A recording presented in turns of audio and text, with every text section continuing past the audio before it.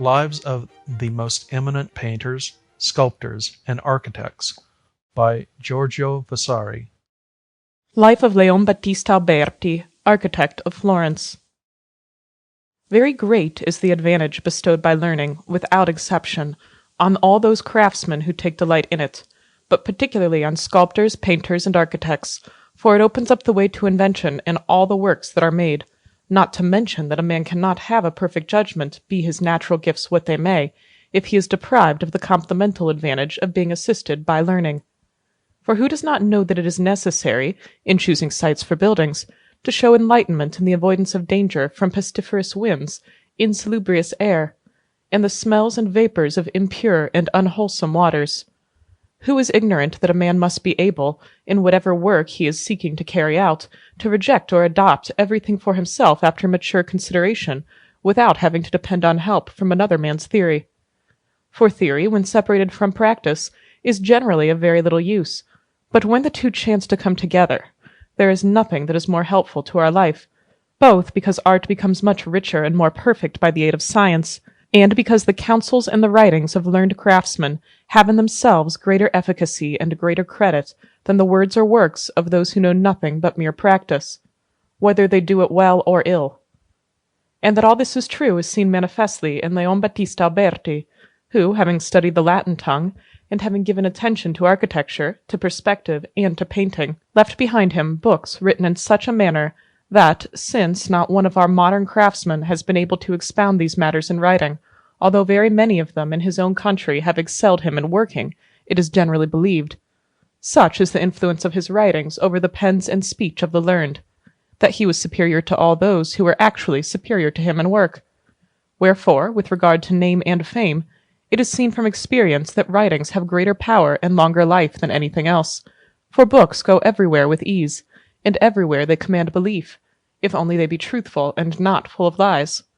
It is no marvel, then, if the famous Leon Battista is known more for his writings than for the work of his hands. This man, born in Florence, of the most noble family of the Alberti, of which we have spoken in another place, devoted himself not only to studying geography and the proportions of antiquities, but also to writing, to which he was much inclined, much more than to working. He was excellent in arithmetic and geometry, and he wrote 10 books on architecture in the Latin tongue, which were published by him in 1481, and may now be read in a translation in the Florentine tongue, made by the Reverend Maestro Cosimo Bartoli, Provost of San Giovanni in Florence. He wrote 3 books on painting, now translated into the Tuscan tongue by Messer Lodovico Domenici.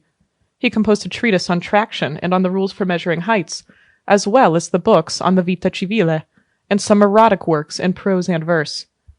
And he was the first who tried to reduce Italian verse to the measure of the Latin, as is seen in the following epistle by his pen. Questa per estrema miserabile pistola mando a te, che spregi miseramente noi. Arriving at Rome in the time of Nicholas V, who had turned the whole of Rome upside down with his manner of building, Leon Battista, through the agency of Biondo da Forlì, who was much his friend, became intimate with that pope, who had previously carried out all his building after the advice of Bernardo Rossellino, a sculptor and architect of Florence, as will be told in the life of his brother Antonio. This man, having put his hand to restoring the Pope's palace and to certain works in Santa Maria Maggiore, thenceforward, according to the will of the Pope, ever sought the advice of Leon Battista. Wherefore, using one of them as adviser and the other as executor, the Pope carried out many useful and praiseworthy works, such as the restoring of the conduit of the Aqua Vergine, which was in ruins, and there was made the fountain on the Piazza dei Trevi, with those marble ornaments that are seen there,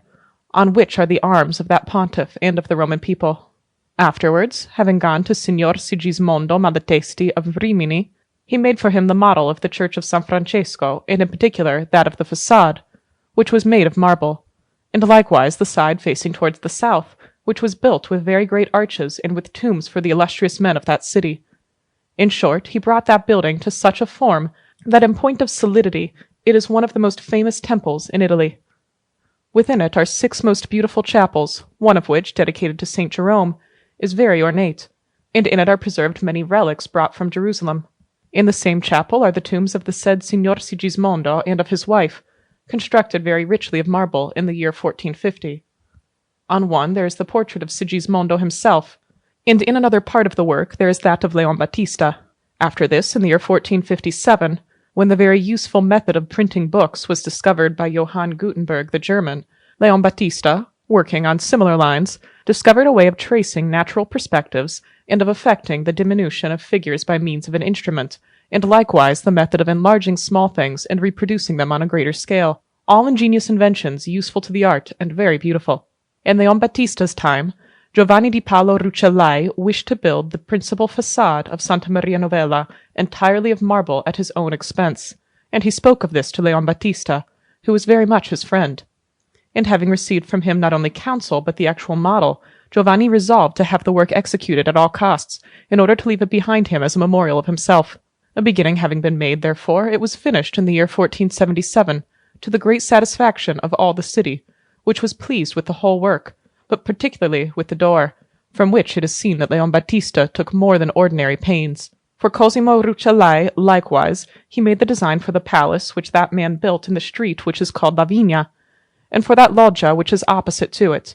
In the latter, having turned his arches over columns close together, both in the front and at the ends, since he wished to adhere to this plan, and not to make one single arch, he had a certain space left over on each side, wherefore he was forced to make certain projections at the inner corners.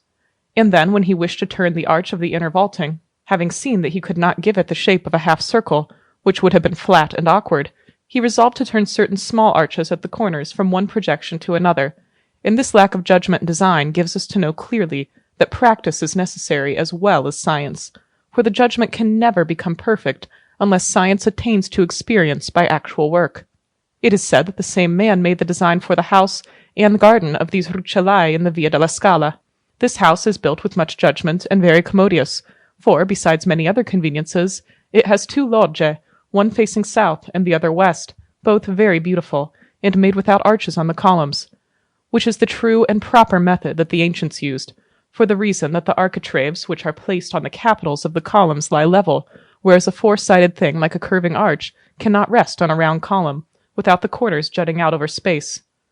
The good method, therefore, demands that architraves should rest on columns, and that, when arches are to be turned, pilasters and not columns should be made. For the same Rucellai, Leon Battista made a chapel in the same manner, in San Pancrazio, which rests on great architraves placed on 2 columns and 2 pilasters, piercing the wall of the church below, which is a difficult thing but safe. Wherefore this work is one of the best that this architect ever made. In the middle of this chapel is a tomb of marble, wrought very well in the form of a rather long oval, and similar, as may be read on it, to the sepulchre of Jesus Christ in Jerusalem. About the same time, Lodovico Gonzaga, Marquis of Mantua, wished to build the tribune in the principal chapel in the Nunziata, the church of the Servi in Florence, after the design and model of Leon Battista. And pulling down a square chapel, old, not very large, and painted in the ancient manner, which stood at the head of the church, he built the said tribune in a bizarre and difficult form of a round temple surrounded by 9 chapels, all curving in a round arch, and each within in the shape of a niche. Now, since the arches of the said chapels rest on the pilasters in front, the result is that the stone dressings of the arches, inclining towards the well, tend to draw ever backwards in order to meet the said wall, which turns in the opposite direction according to the shape of the tribune. Wherefore, when the said arches of the chapels are looked at from the side, it appears that they are falling backwards, and that they are clumsy, as indeed they are, although the proportions are correct, and the difficulties of the method must be remembered. Truly it would have been better if Leon Battista had avoided this method, for, although there is some credit for the difficulty of its execution, it is clumsy both in great things and in small, and it cannot have a good result. And that this is true of great things is proved by the great arch in front, which forms the entrance to the said tribune. For, although it is very beautiful on the outer side, on the inner side, where it has to follow the curve of the chapel, which is round, it appears to be falling backwards, and to be extremely clumsy. This Leon Battista would perhaps not have done if, in addition to science and theory, he had possessed practical experience in working. For another man would have avoided this difficulty, and would have rather aimed at grace and greater beauty for the edifice. The whole work is otherwise in itself very beautiful, bizarre, and difficult, and nothing save great courage could have enabled Leon Battista to vault that tribune in those times in the manner that he did. Being then summoned by the same Marquis Lodovico to Mantua, Leon Battista made for him the models of the church of Sant'Andrea and of some other works, and on the road leading from Mantua to Padua there may be seen certain temples built after his manner. Many of the designs and models of Leon Battista were carried into execution by Salvestro Fancelli, a passing good architect and sculptor of Florence, who, according to the desire of the said Leon Battista, executed with judgment and extraordinary diligence all the works that he undertook in Florence. For those in Mantua he employed one Luca, a Florentine, who, living ever afterwards in that city and dying there, left his name, so Filarete tells us, to the family of the Lucchi, which is still there today. It was no small good fortune for him to have friends who understood him and were able and willing to serve him, because architects cannot be always standing over their work, and it is of the greatest use to them to have a faithful and loving assistant, and if any man ever knew it, I know it very well by long experience. In painting, Leon Battista did not do great or very beautiful works, for the few by his hand that are to be seen do not show much perfection, nor is this to be wondered at, seeing that he devoted himself more to his studies than to draftsmanship. Yet he could express his conceptions well enough in drawing, as may be seen from some sketches by his hand that are in our book, in which are drawn the bridge of Sant'Angelo, and the covering that was made for it with his design in the form of a loggia, for protection from the sun in summer, and from the rain and wind in winter. This work he was commissioned to execute by Pope Nicholas V, who had intended to carry out many similar works throughout the whole of Rome, but death intervened to hinder him. There is a work of Leon Battista's in a little chapel of Our Lady on the abutment of the Ponte alla Carraia in Florence, namely, an altar predella containing 3 little scenes with some perspectives, which he was much more able to describe with the pen than to paint with the brush. In the house of the Palla Rucellai family, also in Florence, there is a portrait of himself made with a mirror, and a panel with rather large figures in chiaroscuro. He also made a picture of Venice in perspective, with San Marco, but the figures therein were executed by other masters, and this is one of the best examples of his painting that there are to be seen. Leon Battista was a person of most honest and laudable ways, a friend of men and talent, and very open and courteous to all. And he lived honorably and like a gentleman, which he was, through the whole course of his life. Finally, having reached a mature enough age, he passed, content and tranquil, to a better life, leaving a most honorable name behind him.